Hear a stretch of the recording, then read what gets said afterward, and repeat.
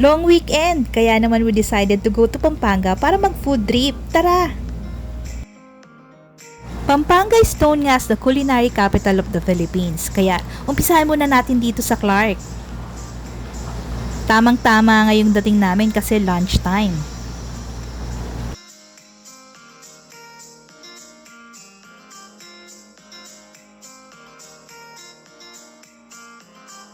So ang first stop nga namin ay dito sa Matami. It's a Filipino restaurant that serves authentic Kapampangan cuisine.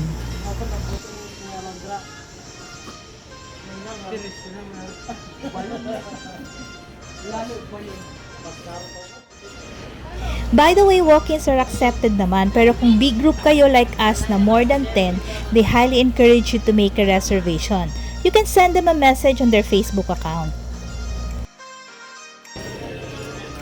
Upon reservation nga, nahingi na namin yung menu kaya naka-order na rin kami bago pa kami dumating. Pero they will ask you for a down payment first. And ito nga yung air-conditioned room na binigay sa amin.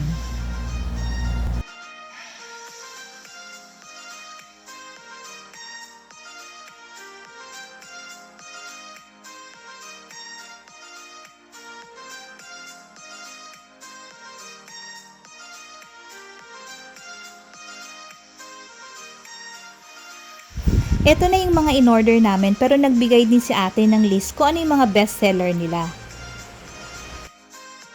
Hindi na nga rin kami nakapag-try ng exotic food kasi yung ostrich bistec na gusto namin wala that time.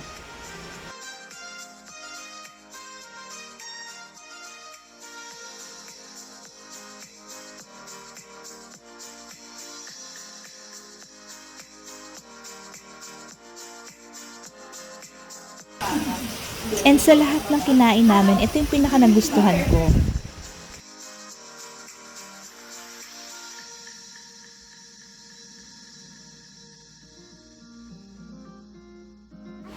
Na-happy naman yung friend namin na nag-reco nitong resto kasi masarap siya ha, and nagustuhan namin yung food.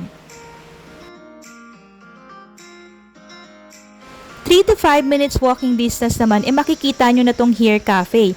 Isa rin siya sa pinakamalaking cafe dito sa Pampanga.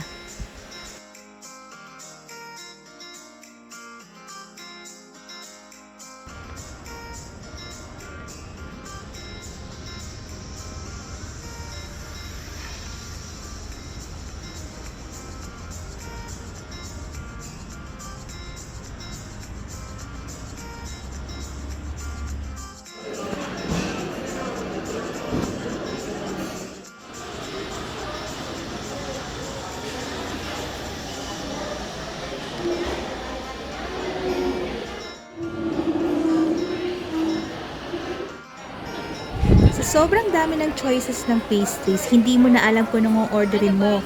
They also serve brunch, may pizza din sila, pasta, pero since busog pa nga kami, so sige, mag-dessert lang muna tayo.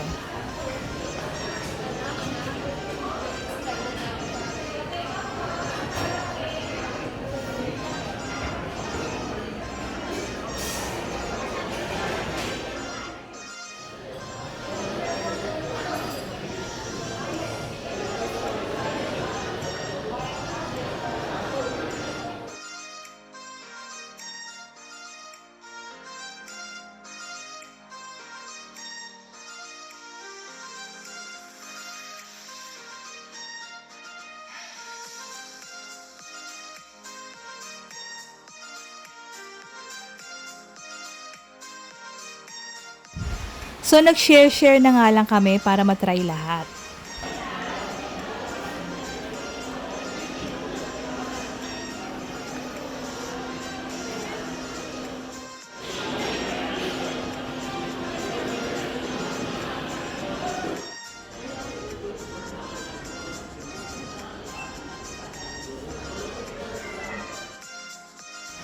Sa sobrang laki na nga nitong cafe, halos puno pa rin dito sa loob.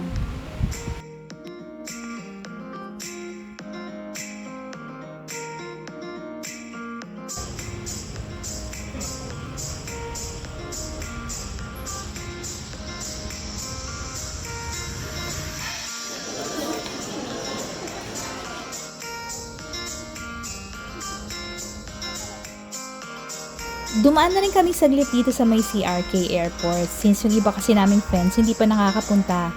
Sumilip lang talaga kami kasi sa labas lang naman hindi pwede makapasok sa loob.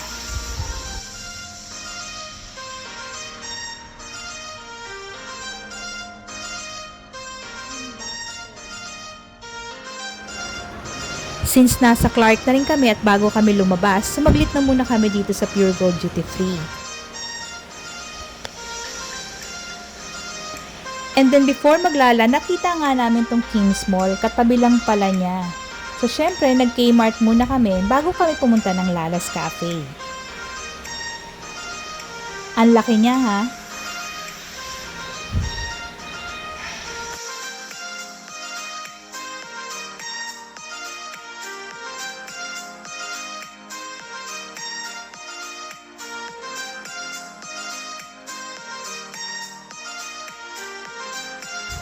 Ang ganda ng sunset. Ganda tuloy ng background ng Lala.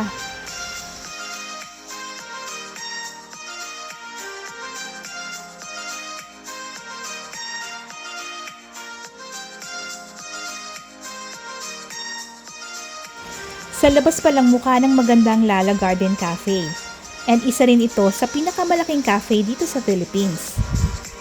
In fairness, maganda rin talaga siya sa loob. Umikot lang kami, hindi na rin kami kumain since busog pa kami. Pero syempre next time, babalikan ko to para matry yung food nila.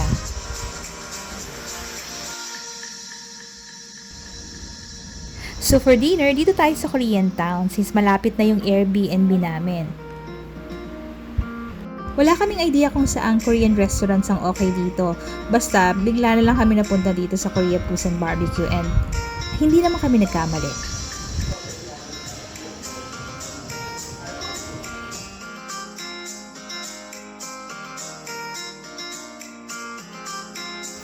Diyos, may side dish pa lang panalo na. Super recommended talaga namin tong restaurant na to kasi masarap yung food nila and okay din yung service, yung mga staff super friendly and accommodating.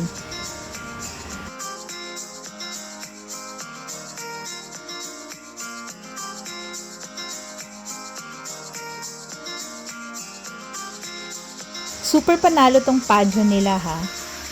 And ayun nga, may pa-dessert pa after. Kaya super recommended talaga namin tong Korea Pusan Barbecue.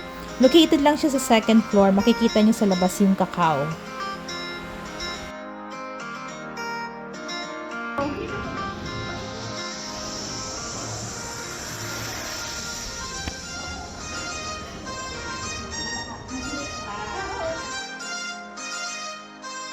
So finally, nakapag-check-in na rin kami sa binook namin sa Airbnb. Meron nga pala tong 3 rooms, good for 10 to 15 packs. Malinis yung bahay and komportable, so rest muna kami. The next day, mga 11 AM na kami nakapag-check out para sakto lang for lunch. So this time, mag-Japanese food naman tayo. This is located sa Angeles na.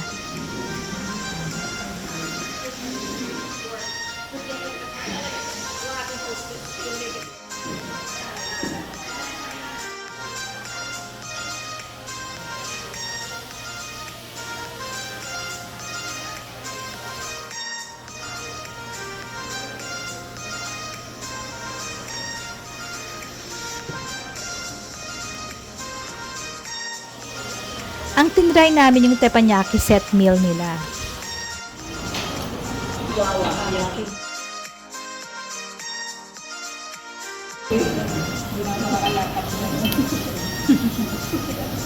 Happy kayo nito.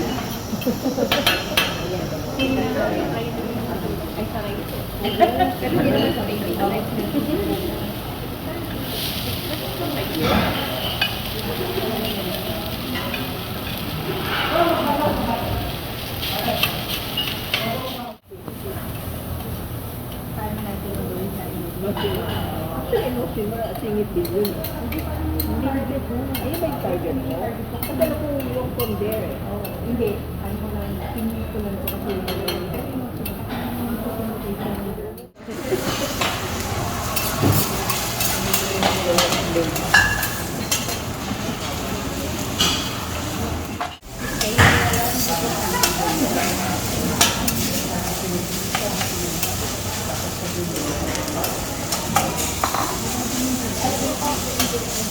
you.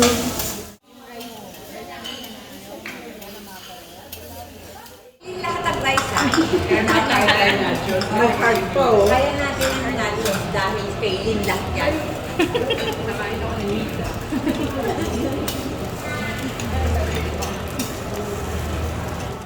Gutom na talaga kaya naka-order pa ng nachos sa katabing restaurant.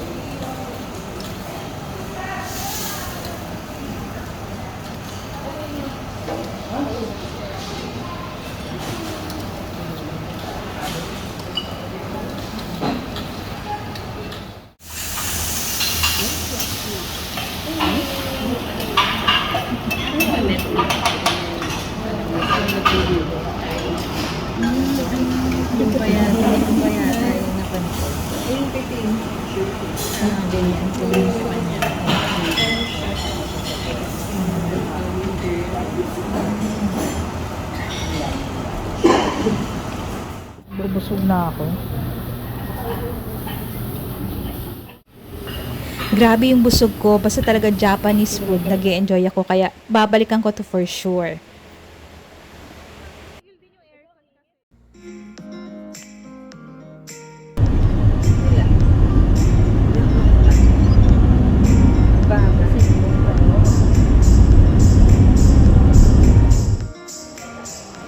So for our last stop, nag-Swiss Hotel kami. Dessert lang talaga yung punta namin dito.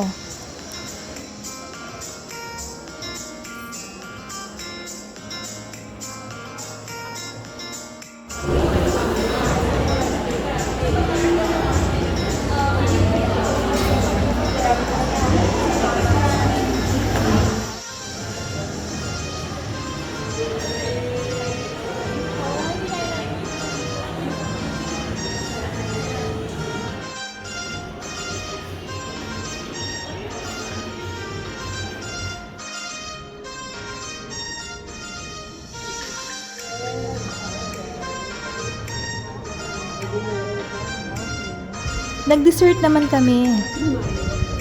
Pati merienda na rin.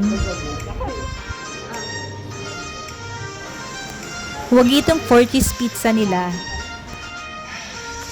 Masarap din tong truffle pasta nila. Ito yung nireko ng mga waiter sa amin.